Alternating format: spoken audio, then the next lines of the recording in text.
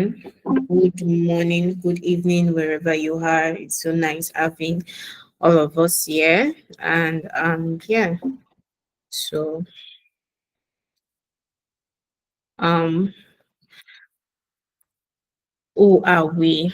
We are testers quarters. We are the most active software testing community in Africa, and we are focused on empowering, aspiring, and practicing product quality engineers with resources, support, and mentorship that is required for them to succeed in their career. Now, if you're just joining us, let me tell you something. In less than 6 months, trust me when I tell you that Texas quarters would not you won't only learn here, you would also learn to grow in every aspect of your life, to be honest, because we have a lot of programs that we bring on that we make sure that we make you a better person wherever they are. So yeah. Our programs, we have the office hour, which we are having today. Meanwhile, we all know that our office hour is more about we, the communities, coming together during offices to talk and to get together and to ask questions. But this time around, we're changing things up. We're changing things up by bringing in a a professional. Yeah, let me call her that. She's a domain expert that she's ready to answer your questions. And to be honest, this office hour is just the tip of the iceberg that we are bringing in 2026. So yeah, let's relax. Okay, we have Friday study buddy. We have webinars every Fridays, except the last Friday of the month by 8 p.m. We have the global AMA fireside chat, which happens every first Saturday of the month. Now, in this case, we bring in professionals in quality assurance engineer that would answer our question. Any questions you have. We have the local community quarterly hangouts. As you all know, we Texas quarters. We have the NSTW and we have the APEC. And trust me, I'm so excited that 2026 is coming because APEC. I look forward to APEC because I just want it to come so that it can be the best that we can have. We have the scholarship camp. Okay, so yeah, we have a program where we teach newbies about the introduction to software testing. So that is where our scholarship bootcamp come in. We have the mentorship. We have the annual gathering. As I said before, we have the NSTW and the APEC. So yeah, that is under the annual gathering. We have the testathon. We have yeah. Meanwhile, if you're not following us on our IG, LinkedIn, and X Live, I don't know what you are doing in Texas quarters without joining us on there. I mean, it is not all about posting most times. There are sometimes we post some fun things, especially in IG. So yeah, you need to join and to check it out. We have the fun comedy and movie night. Oh, I could remember the last Friday of the month. That is last month's Friday of the month, the last one. We had a movie night and it was indeed a great night for us. We have the test machine dives. Yeah. Now let's move. Oh yeah, that is right. We have the new members.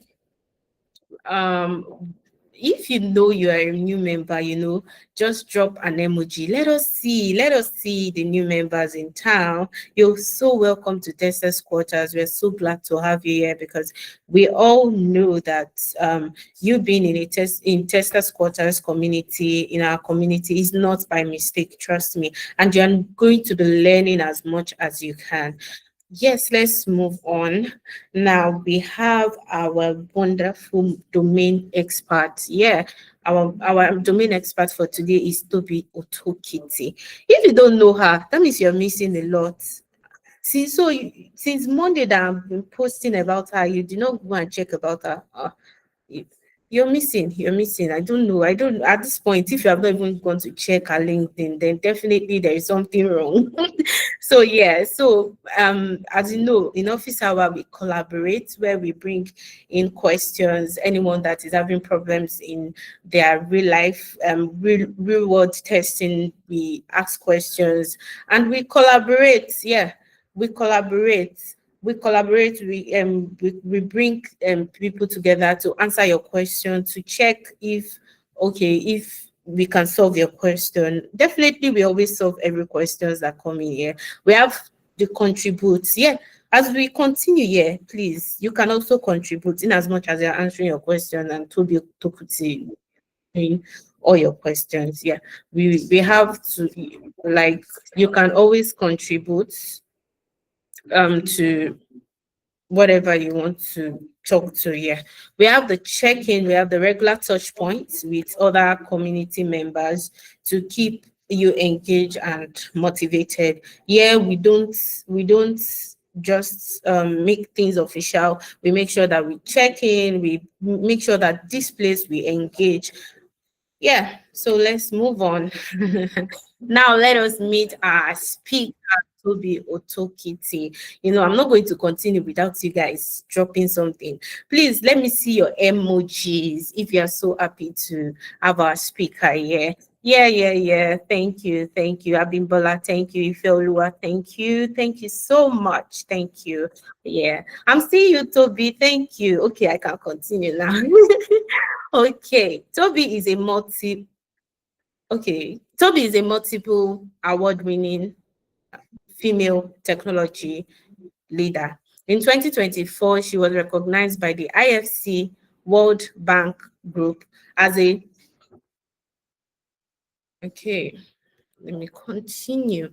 As she wins award, Africa Awardee, and also received the 2024 Future Female Leader Award from IESE Business School. Additionally, she received the 2023 Tech Amazon Award and was honored as a 2022 Tech Women awardee by the US Department of State. With a decade-long track record of success as a product management expert, Toby has contributed to the success of three unicorn communities, that is the Flutter, Andeli, and Interswitch, driving the development of tech products. She is a visionary founder of Product Dive, a world-class leading edutech and con- consulting community for product management professionals and product-led technology companies. Meanwhile, if you don't know about Product Dive coming up on the 10th of December, you must be missing a lot. I'm very sure you would have seen Product Dive themselves tagging us on Instagram. So if we also have funniest thing is that we also have a very very like um we have a very beautiful thing that we are going to be bringing under Product Dive, because funniest thing is they give us discounts as Texas quarters, and we'll be sharing that soon. Don't worry, we'll be sharing that soon. So let us leave that alone for now. So let me continue. She's also the convener of Africa's foremost product leadership conference, the Dive, a conference for product management professionals. Her name has been prominently featured in distinguished publications such as Forbes. We have the BBC, Network, Guardian, Tech Point, Africa, and this day, Toby is committed to local empowerment. The selection of Product Dive as an official content provider to the 3 million technical talent program by the Federal Minister of Communications, Innovation and Digital Economy highlights Toby commits Toby commitment to shaping Nigeria's digital workforce. Okay, she's a member of the four Technology Council, an invitation-only community for world-class CIOs, CTOs, and technology executive. Tobi is a public speaker and has spoken at the UK Parliament and tech conferences in London, Manchester, Rwanda, and Nigeria. So you can see that we brought in the best of the best here. As I said, best of the best. If I'm not seeing any emojis dropping, I'm not going to give it to her. Please let me see some emojis dropping. Let us appreciate her for coming. Thank you very much. I can see Shelu, I can see Abimbola, I can see Tobi. Thank you, guys. Thank you. Thank you. Yeah. So Oluwatobi, it is very nice to have you here. It's very nice to have you here. Can you hear me? Thank you so much. I'm not sure that I caught the name, by the way. Oh, my name is Mosumola Olabilo. Mosumola, that's such a beautiful name. Thank you so much for having me, and I'm excited to be here. I'm also happy to answer whatever questions it is that we've got. So, yeah. Okay, thank you very much. Thank you. So I'm going to be coming up with the questions, but first, I would like to ask what is the story behind how you get to be a product manager, and what challenges have you seen so far? Either you're planning to solve or you're still solving in product management. Okay, so that's like a two-in-one question. Okay, so the first question is around how I became a product manager. The story behind getting like my first PM job. And so that journey started a decade ago. I started my product management job at InterSwitch. And at the time, I had no product management experience.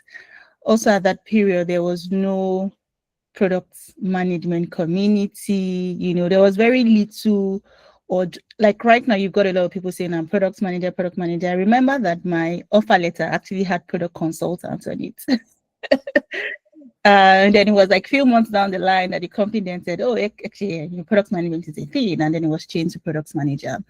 And so I got into the company without product management experience. And I remember that when I got into the organization, I'd asked my manager at the time that, I know that a lot of people interviewed for this role, but why did you decide to go with me? And she said that I looked like someone who was ready to get the job done.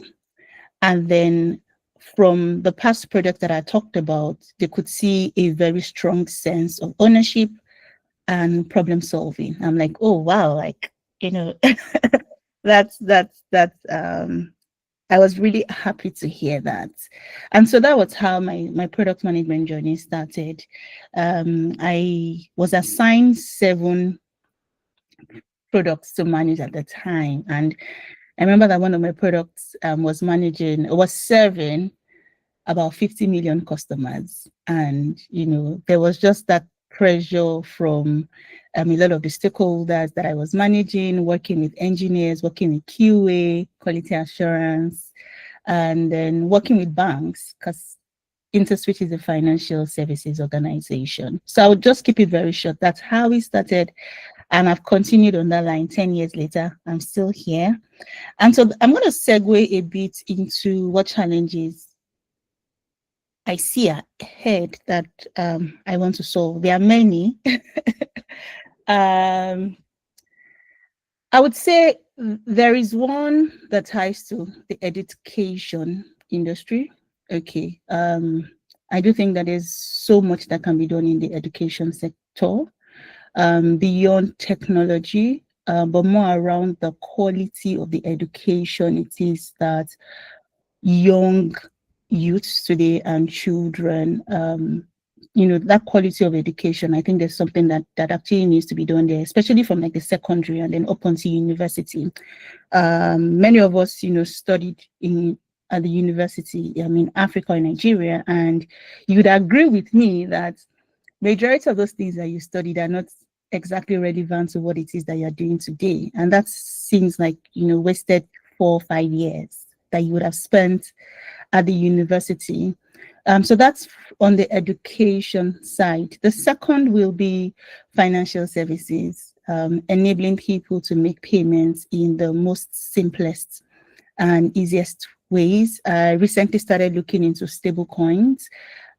Just last month, October, I launched a product that allows people receive stable coins. Stable coins is cryptocurrency, and it's been really exciting, because it's quite different from what I've done in my time in financial services. So yeah, that's there's lots of problems to be solved, and I think solving those problems usually excites me. Thank you. Oh, that's great to hear. Thank you very much for answering that question. So I would like to go to the next question, if you don't mind, so that we can be fast because we have, let's say, 30 minutes or 40 minutes to go.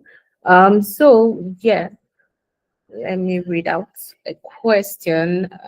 So I got to get this question that how do you okay, can you share an example of a user insight that changed your approach?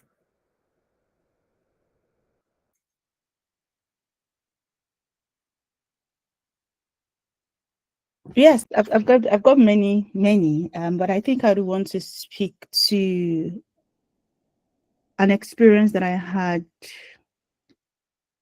about 4 years ago. And I'd done like a short stint with an organization where we're building for the semi-literates. And the problem the company was solving for was logistics. Um, Helping move goods from the different parts of Nigeria. So let's say we're moving goods from south to the north, the northern part in Nigeria. And the customers that we're serving were not the typical customers that, were very good with handling the smartphones that we've got today. And so at the time that I joined, and at the time that I was invited on board, the challenge that the company was facing then was adoption of the app that they had spent long months and resources building.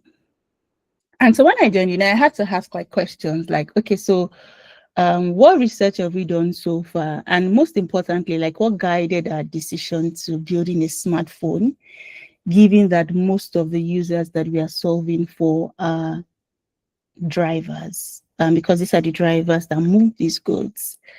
And it was almost like, did you guys not think about this thing thoroughly? Why create like a smartphone for these people who just really just want to offload, pick up the load and then offload and then return back to like their base.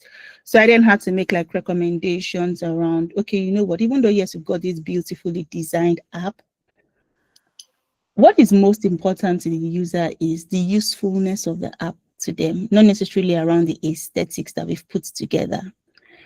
And so we then had to create USSD codes that helps users then communicate to the company and to like the,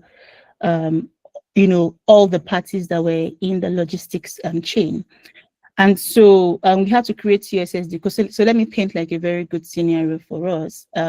Let's say that you've got to pick up an order in Kano, and it's a driver who is to pick up the order. So what we had designed was that, when the driver is at that pickup location, you type the USSD code, you follow the prompts, and then that tells you that, and that provides, information to us that the driver has picked up the goods.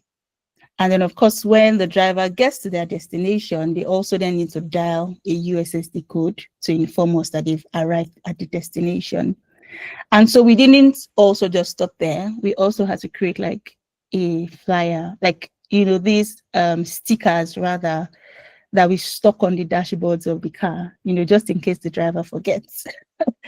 And it was such an interesting exercise because I was coming from a place of, oh, let's build this app to be so beautiful, aesthetics, great UX experience. But come on, like it opened my eyes to the most important factor as we build is the customer.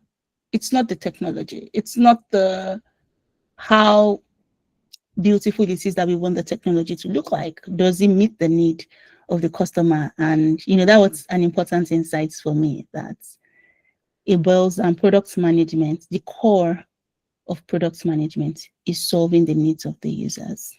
Yeah. Musumala, are you there?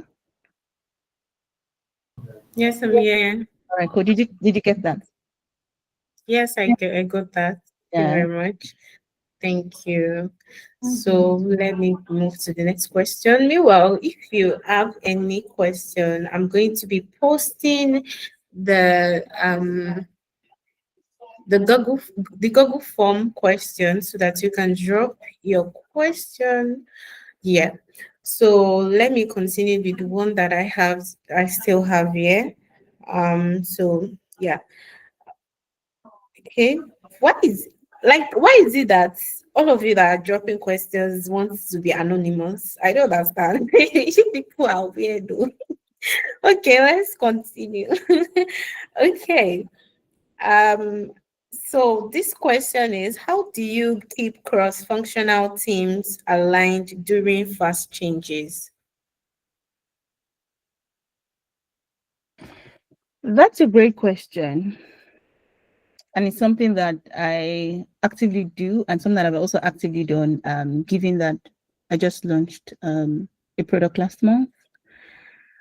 And part of that work, or the major reason why that work was successful, was because it was built together as a team and working with like all the identified cross-functional teams to um, understand, the role it is that they play in getting this product to be successful.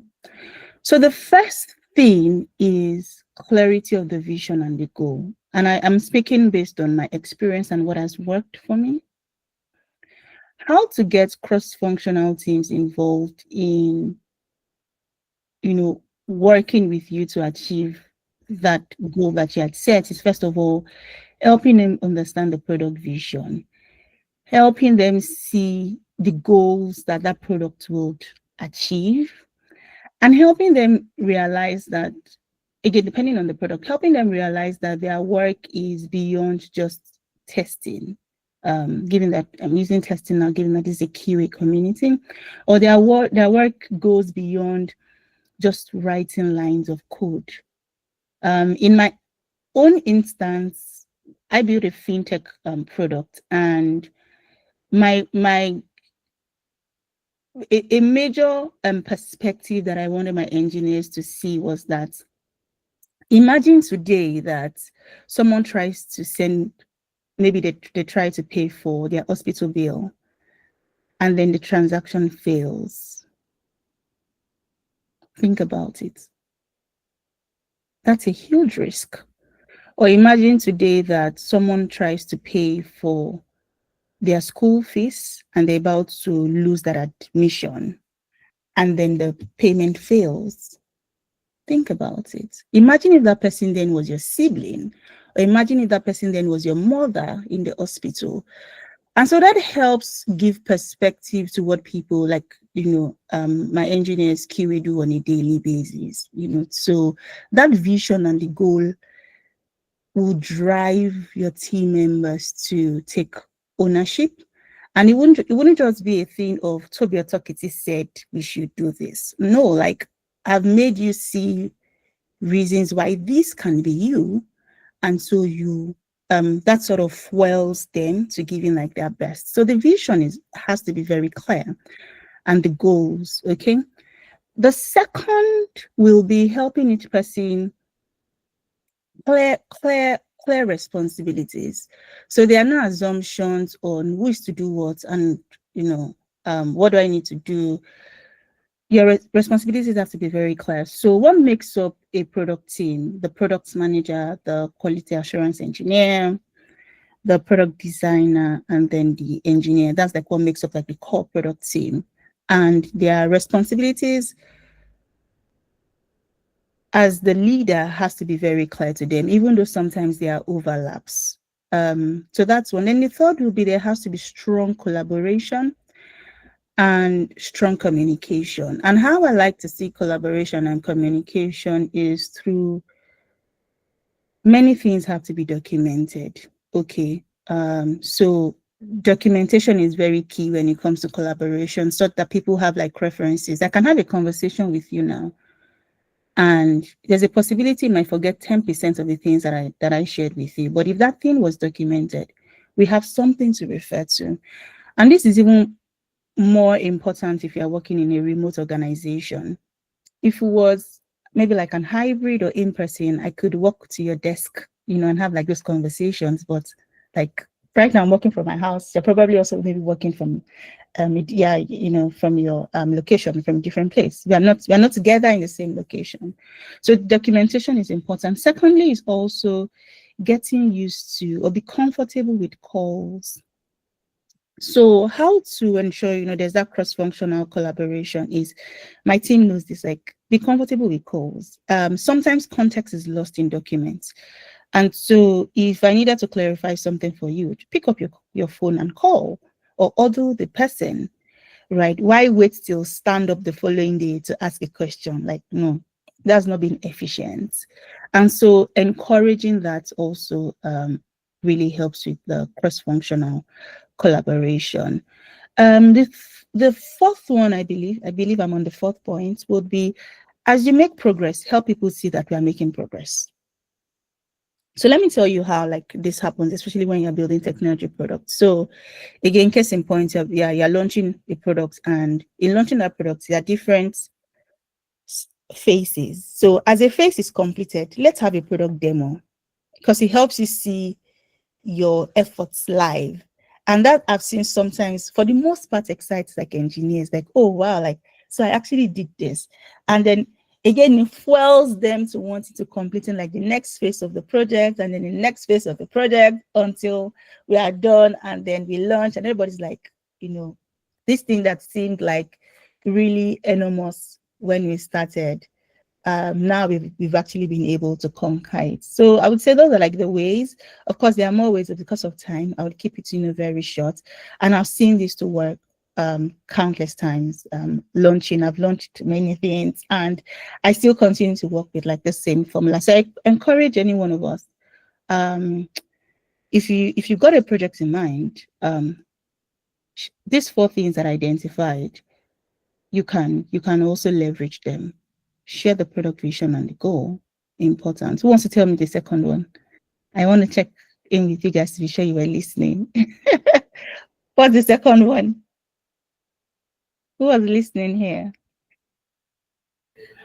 Hi guys, are you guys there? What's the second one, please? Oh, wow, I can't believe this. Mala, you Oh, tell us. I mentioned four things. I need to show you guys. okay. Yeah. I could remember her saying the fact that it is not every time that when you have a problem you have to always say it on the stand up. You have to order the person, call the person, Yeah, communicate with the that's great. person before that. Yeah. Yeah, I listen. I Yeah, listen I too. like that. So we talked about collaboration. We Yeah. talked about documentation. Hmm. And then the fourth one I talked about was always show progress, because that encourages the team. Yeah, so those are the four things. Yeah. Yeah. Yeah. Thank you I very think that was, much. yeah, you're welcome. Yes, are there any more questions for me from Okay, there are more questions, but for the fact that people were not even unmuting their mic while you were asking questions are surprising, because normally they are the one that dropped this question, and I was looking forward to the person that's dropped the question to answer, and that like to answer the question you asked. But yeah, let's move on. Let's move on. So let's The next question, how do you see the relationship between a product manager and a quality assurance engineer during a product cycle? It's one of the most important relationships as you build technology products. When you build for users, you want to make sure that for every time a user uses your product, it works. Who is that person that ensures that the product works and whatever defects the product has is caught before customers catch it? That's the quality assurance engineers. So you see why that relationship is very important. Not just even to the customer, to the business. Imagine that a customer drops off because, again, the product did not work well. What do you think what do you think would happen to the business revenue? That's going to reduce, right? So quality assurance role is such an important role, and then the relationship with the product manager and the QA has to be so tight, whereby the quality assurance engineer understands the requirements. What is the definition of done? And so if I see that engineers have not met up with the requirements, I'm not passing it until it is done.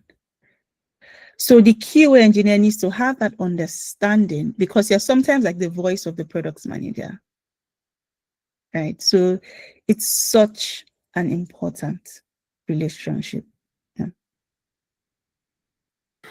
Funny thing is, people don't understand that there are differences between software testing and quality assurance engineer. In as much as quality assurance engineer, they try as much as possible to make sure that a bug does not happen before it happens. But do you think software testing also do that? Because yeah, I just want you to address that so that people can know that too before we move on. Your question is, do I think software? Yeah, I'm asking, software testing and quality assurance, they are not like, they are different in a way that quality assurance can be a part that, okay, they try to like avoid bugs before it even comes to life. While software testers, it's more of they're trying to search for bugs, they're trying to look for bugs in a product. But quality assurance are trying to like trying to like go on and avoid that bug before it happens. So my question now is, do you think that is really the differences or there are more to it? I have to clear my throat, you see, before answering this question. So I like to start off things with the goals. Now, not really about the title. Okay. Or let me put a question back to you. What's the title for somebody who's expected to do both? Who is expected to do what? To do both. Like, so you said this is what the software testing or this is what this quality Yeah. assurance engineer does, right? Yeah, But the QAs that I've worked with, they do both. yeah, they do. So is there a title for that? For someone doing both? I don't think so. Again, yeah. So why am I asking? Actually, more like a rhetorical question to say Yeah. that the goal is product quality, regardless of the title it is that is called. Do you see? Okay. When I'm interviewing QAs, because I've done lots of QA interviews this year. Oh my God. Actually, it's the role that I've done more interviews for. So, okay, don't let me say surprisingly, but yeah, like because quality is very important to me. What I really want to understand is, as I'm speaking to these people, is attention to details and scenarios where you question quality and what is like your benchmark for quality. Do you see? So for me, it's not really about the title, but the eventual goal for me is the quality of the product, either checking the quality while we're still building or checking the quality while the product is already in the hands of users. So there's something we do, it's called smoke testing, where every morning our QA engineers have to test the app. And why are we doing that? So that we catch the bugs. Things, anything can break in production. It's technology. Cloudflare yesterday had a downtime and people could not interact with the internet. Is anybody here aware of that? Anyone? Yes, we did. Yeah. Most of us did yesterday. Yeah. So imagine that they cut it. I'm just, it's just a scenario that, oh, they cut it before customers started complaining. That what that means is that they are not being reactive. They're already fixing, and then they now wouldn't communicate to all their customers to say, oh, we are aware of this situation and we are fixing it. And then that gives the customer peace of mind, right? As opposed to customers finding out the challenges for them. So that makes us reactive. Do you see? So the goal once again is either quality during product development, quality when the product is already in the hands of the users, quality, it's that is the continuous improvements. So that's how I like to say, like, the quality assurance role are not necessarily tied to testing. Like, what do we have a need for now? And who can help us solve that need? Who can help us ensure that? Who can give us that assurance that we've actually hit the quality mark? Do you see? Yeah. Yeah. Well, thank you. Can give us an assurance. Yeah.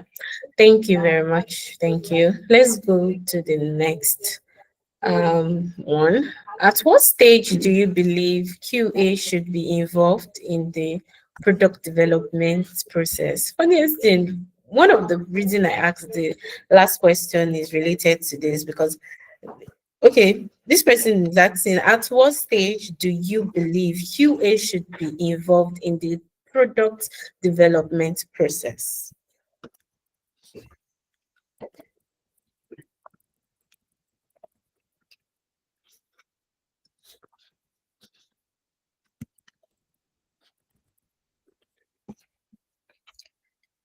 Okay, so at what stage should they be involved? So let's look at the product development process or the phases. Do we all remember the phases?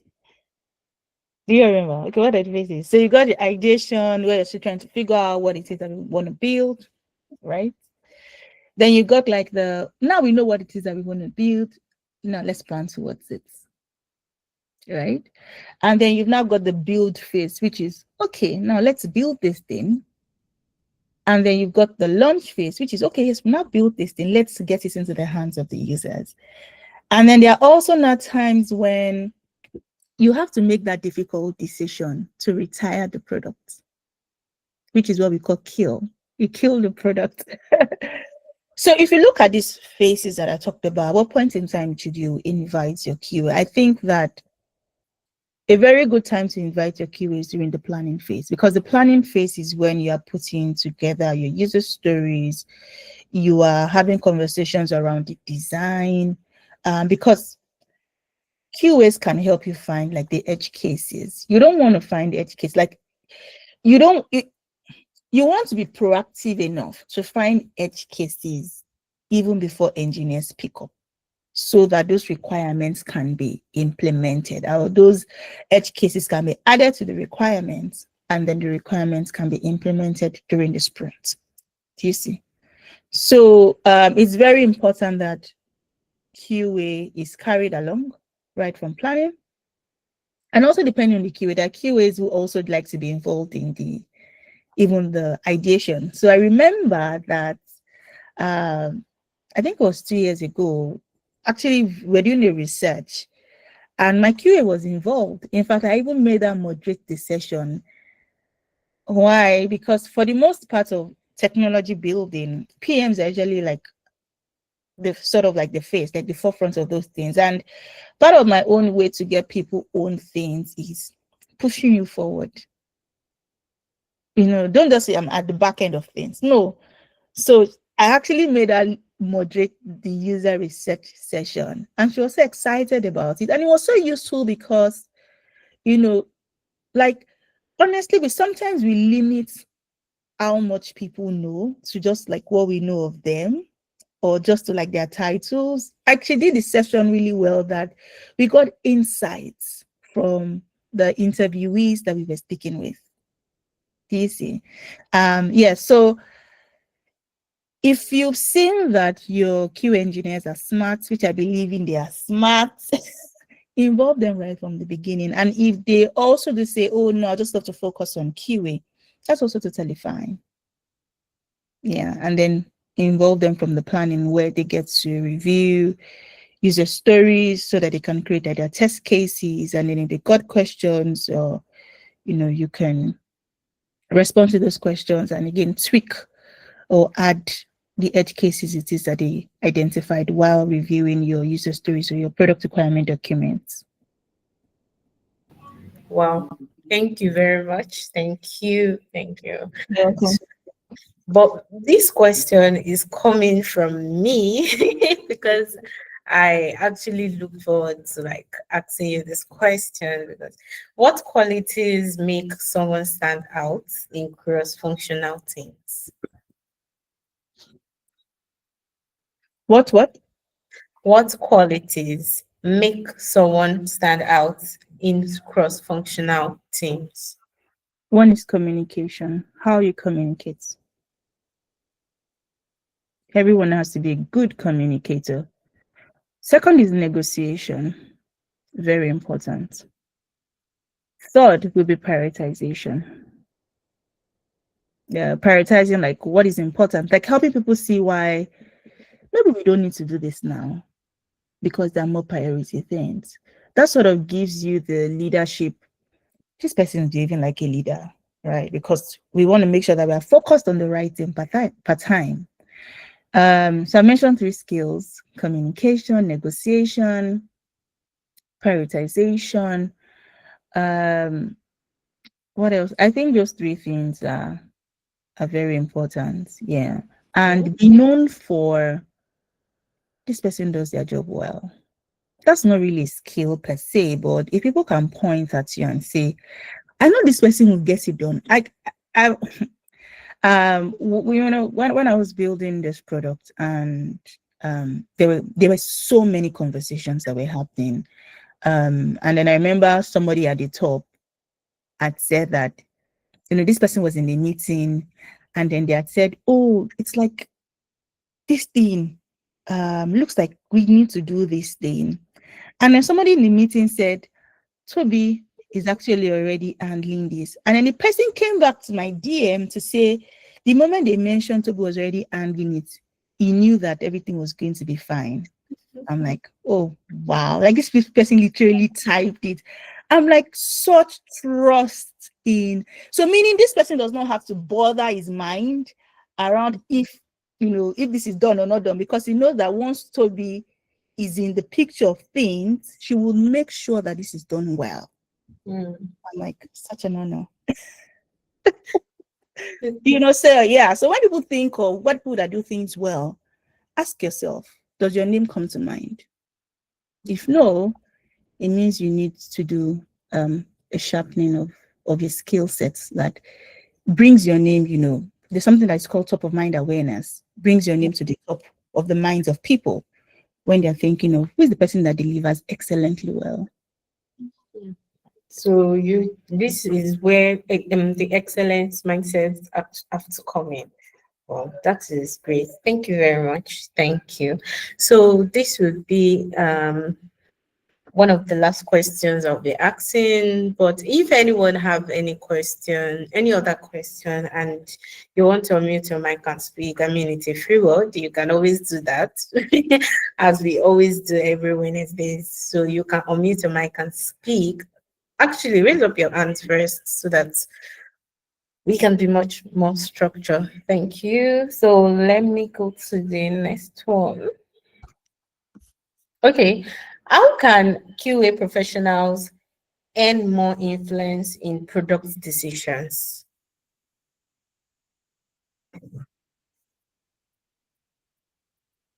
How can you earn more what?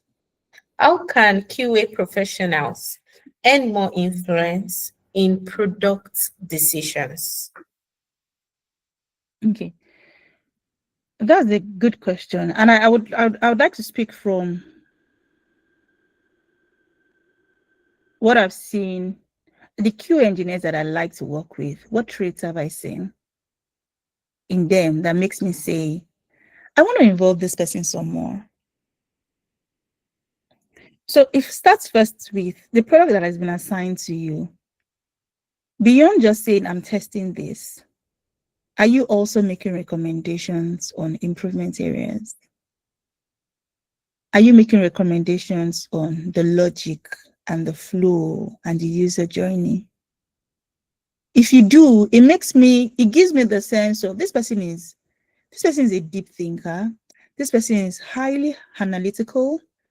And this person is not just all about ticking the box to say it passed, it passed, it passed, it passed. You know how you've got like the pass and failed, or your test cases pass, pass, pass, fail, fail, fail. Those are like the attributes, like the traits I've seen. I'm like, okay, so if I'm designing something and I need maybe let's say a second opinion, who do you think I would go to? Is that person right? And then that already shows that the person can have influence on the product's decision. So you start off first with the one that you've been given. How are you handling it today? So that's a food for thought for us. Yeah. That's a really great. But what about when you are in an environment whereby your own like influence is not taken seriously, like okay, you bring in something that can be changed and can be better, and still they're still trying to like tell you no, no, no, this is how the owner, the CEO says he wants it, he or she wants it, and nothing can be changed on all those things. What do you think can happen at that point? Yeah. So I think the question will, yes, I got that. But the question that the person then needs to ask themselves is, what do I have control over? What do I not have control over? So me, for example, I like diverse perspectives. I because I build products and you can't just see things from one lens. So that's why I appreciate, those kinds of perspectives that maybe the QA engineer can bring or anyone from the team can bring. But if you've got a manager who feels like I've got the final say, it has to be how I've defined it. There's something called orga-driven development. Has anyone heard of it before? Anyone? You know, So if that happens, then again, I'm asking, do I have control over this? If I don't have control over this, and I know that this is something that I would always love to contribute to, then maybe that company is not the right fit for you. Do you see? Because you don't have control over it. So maybe you then want to find a place that helps you express yourself in your natural strengths so that your work feels satisfying. Yeah. Thank you. Thank you for that. Thank you. I mean, I understand whereby some managers can be like, that is where my decision is fine now. You cannot tell. And we also have managers that love to micromanage. Even if you test an application, they will still have to go back and say, oh, did not test it well or something like that. You have all those kind of managers that micromanage, and you already said it, or you already said it is not for you, so you have to move on and all those things. Okay. Let me add something to that micromanagement. Okay. Sometimes, like if you notice someone likes to micromanage you a lot, it could be a signal, it could be a symptom of something. Mm. I've worked with really great QA engineers, but there are also QA engineers that I've had to micromanage. And so why did I have to do that? Is because so if a QA engineer says, Tobi, I've tested this thing. Okay, now you can go ahead to test it. I'm like, oh yeah, log in, and then I'm finding bugs. Mm. What do you think that does? That erodes trust. Yeah. Sometimes micromanagement is as a result of low trust. So maybe you've been given autonomy to manage something, and then the person that is managing you then comes and then realizes the quality of that wasn't done well. sometimes that's already like wasted time, right? So they would instead say, don't let me wait till the end. Let me be checking with this person as they're progressing with this, so that we are both not surprised. Do you see? So sometimes micromanagement can be a signal to low trust and might not necessarily be about the manager, because guess what? If something fails, the company will most likely hold the manager responsible for that. Do you see? So just so that we are not mixing up the conversations, like there is a place of, oh, we trust this, all the things I said before, but there's also a, well, we actually need to micromanage because of how you've handled past projects. Are you going to fault the manager? So let's make the conversation balanced. So Yeah. whatever it is placed in your hand, do it well. Then the trust for you would increase. Yeah. Yeah. Thank you. Thank you for that. Thank you for that. So yeah, the last question, so we won't exhaust you today. Okay, let me choose from one of from these questions. Okay, what's one career mistake you made earlier on, and what did it teach you? Can I let me read out the question again. What's one career mistake you made earlier on, and do you, what did it teach you?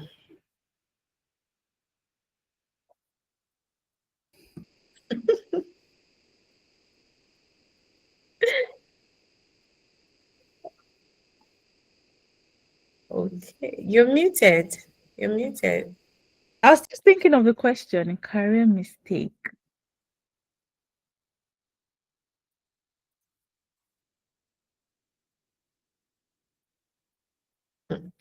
Okay. Maybe one would be around, maybe not a mistake, but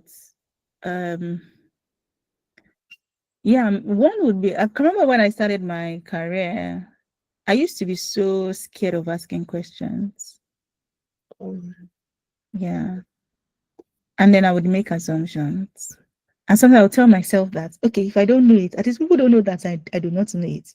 But if I now ask, and then they're like, well, we thought you should know it. Why not then expose to myself?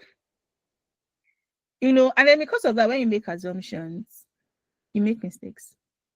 Mine was even worse because I was working with very experienced engineers, and then sometimes some things break and you cannot defend it because all the while you made them believe you also understood. So, and honestly, it was one of the things that birthed Product Dive, which is a product management community that I founded 6 years ago. I sort of needed I knew that I had lots of questions, and I needed a safe space to ask like other product managers, like, how do you ask questions without not feeling like you're not smart enough? And so, yeah, I'm like, okay, maybe there are people that have got similar issues or challenges it is that I'm facing. So that for me would be a thing. Like, I always dread asking questions. Like, if I wanted to ask a question, I would have thought of that question a million times in my head. In fact, not only that, I would have written that question in my notes and I said, okay, is this the right way to ask it? Okay, no, maybe I cancel the beginning and say, no, start with this. And then by the time I even now gather the courage to ask, you're just mumbling everything. Oh my gosh, who really dig this pit for me? you know but yeah, I'm in a much better place now, which is why I encourage people to ask questions. I know how tough it could be mentally. It takes a lot of courage to ask questions, so I really encourage it. Yeah, I see the rhymes. It takes a lot of courage. I really encourage it. Wow. Thank Okay. you. Thank you. So now what you said about, like what you were saying about confidence, yeah. I could remember when I started my career and my boss was like, please, QA testers does not assume. So you have to ask questions. You cannot assume as a QA tester. You have to ask questions, even if it's the most stupidest question in the world, even if it's the most craziest question.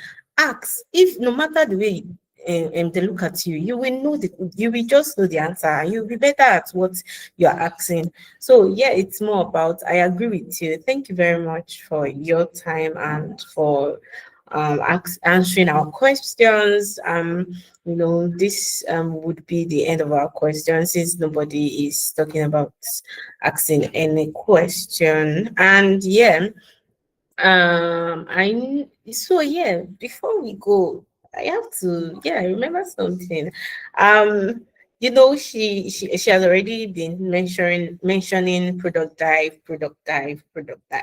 And I just want us to know that product dive, they have a conference coming up on the 10th of next month. I'm right, yeah, 10th of next month, and it's going to be one of the biggest conferences in Nigeria.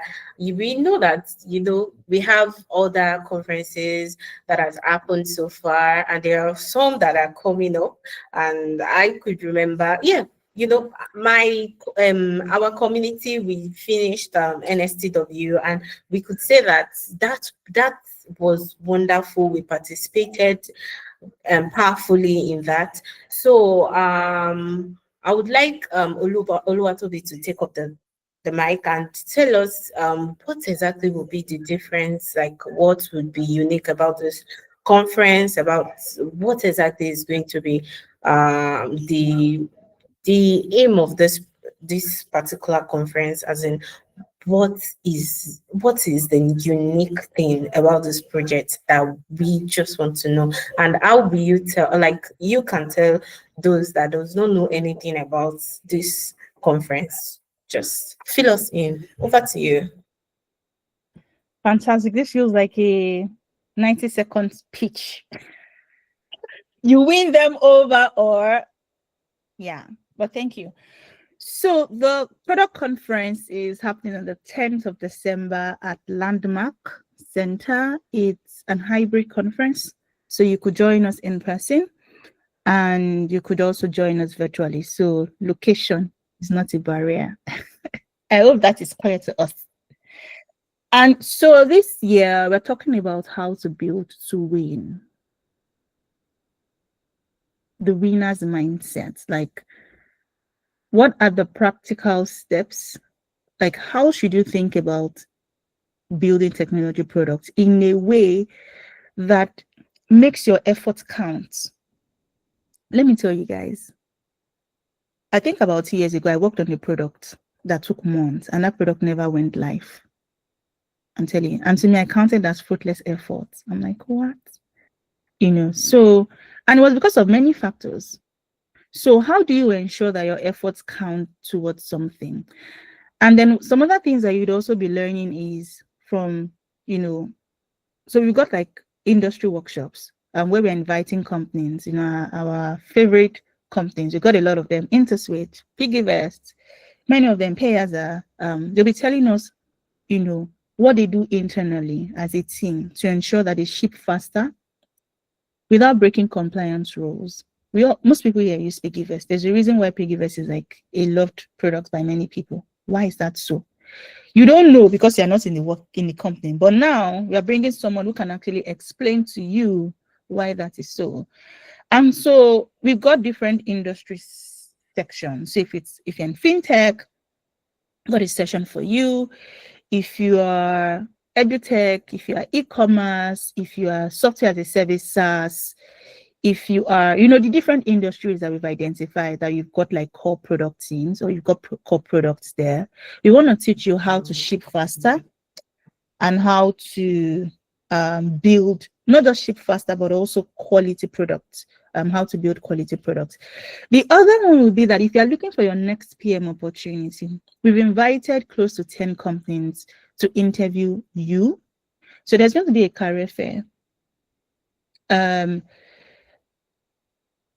a lot of companies are hiring like right now. Sorry, I have a call that is coming in. A lot of companies are hiring like right now. Just give me a moment. And how are you positioning yourself? Most of the opportunities that we've seen people get in the industry is based on referrals. So if now you don't have anybody to refer you, but you are promised a seat with a recruiter, if I were you, like I wouldn't even think twice. So we got Wema Bank, we got lots of institutions coming to interview you. And lastly, is that you also get you also get to leave the conference with like practical steps that you can take the next day, and then connections. So meeting industry colleagues, you make connections from those. So there are like many things that you get to gain attending that conference. And I do think that if anybody is really serious about their 2026, if your mindset is, I want to build to win next year, and not just win, I also want to build to win in my career. There's why people say Tobi Otokiti products. Maybe I'll be sharing why. So yeah, there's so much to expect, and we really do hope that you get to experience all of what we've designed for you all. Yeah. Okay, thank you very much for that. Thank you. Now that we've heard about it, hope we'll be seeing you there because me, I am going. And if you like, don't come. Samuel. Yeah, and like you said, you've got a discount code, right? For your Yes, yes, yes, okay. yes, exactly. So we are going to be dropping it very soon. In fact, we've started dropping it already. So it is you that, like as I said, I will be there. If you like watching us from home, I don't care. Yeah. I don't. Yeah. But our community obviously would really turn up because we look up to that. We look forward to Yeah. that. Yeah. Thank you very I much. want to add something that, and would also be speaking specifically to like the QA role. So this conference is not just for product managers. It addresses product managers, engineers, quality assurance, designers. Okay. So if you want to know what your QA engineers in other companies do, you want to have conversations with them, then you have to be there. Like we've also got like speed networking sessions. So we are bringing in like technology leaders where you get to actually have like a 5 minutes conversation, and then you switch to the next person. So all the questions it is that you've had this year, all the shaggy your eyes saw this year, and you were wondering that God, now let me ask people who have gone through that path those questions to see how they can guide you. I think there's wisdom in that. So you don't have to go through the same experiences in 2026. I think if I were you, that's what I would do. Yeah. Okay, thank you. So someone is asking if Iburonke is speaking to QA there. So maybe you can tell us because Who is asking the question? I'm sure Iburonke will be there. Iburonke is around now. She's in Nigeria. yes, she's in Nigeria. Oh man, you see. Yeah. Yeah. Okay. So since we are done, let me just thank you very much. Thank you very much. Thank you for your time. Thank you for turning up. So Thank you so much for okay. having me. Okay, thank you. So yeah, before we go, I know that some of us we have heard about ready to work.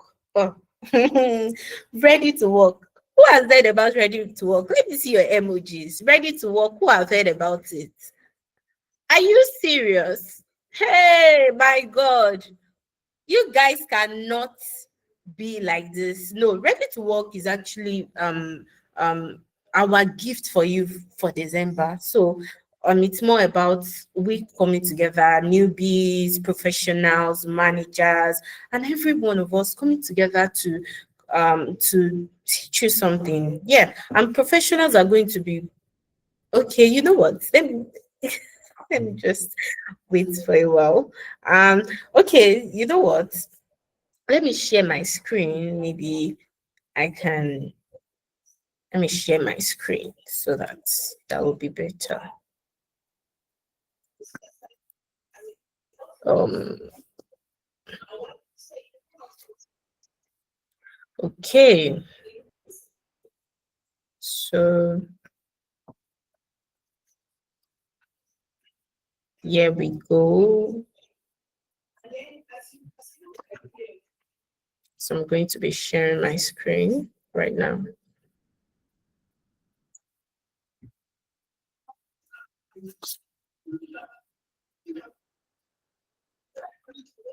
So if you've not heard about it, this is the website for it, and it is for a very small token. You will it's a virtual class for just one day, and then the remaining one would be for 1 year, whereby we bring it together.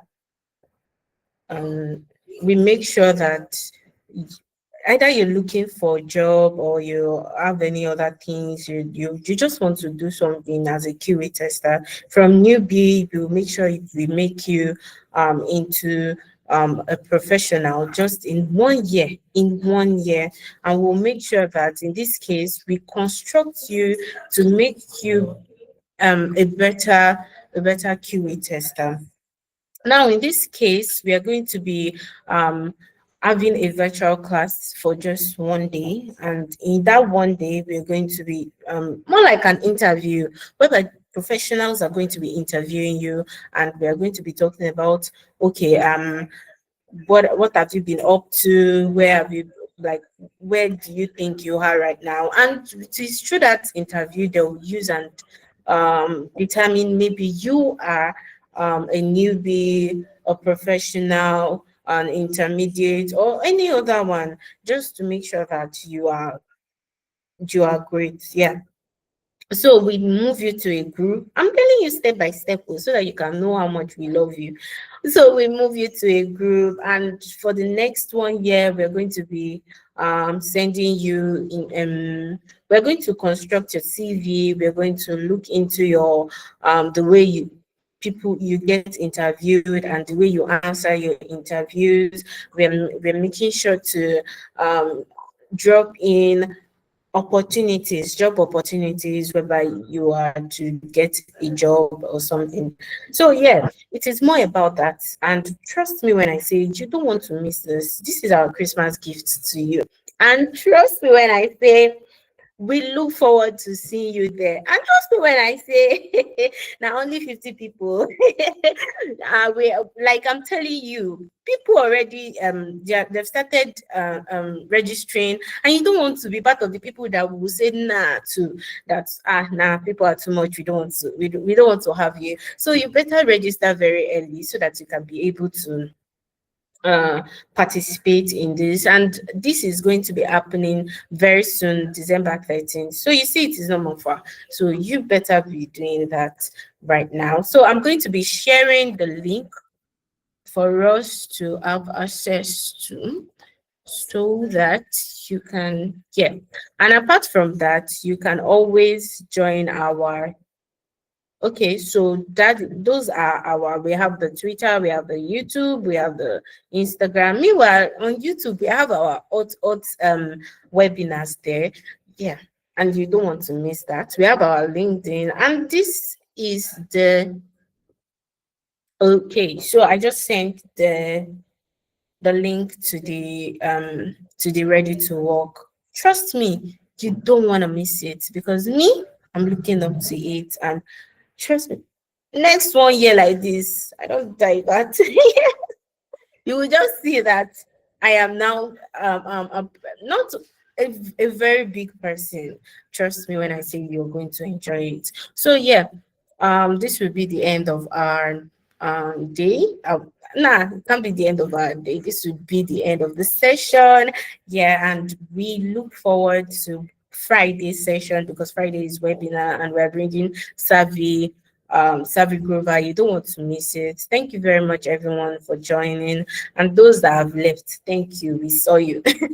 Thank you very much. And I look forward to seeing you on Friday. As I say, I love you, and there is nothing you can do about it. Bye.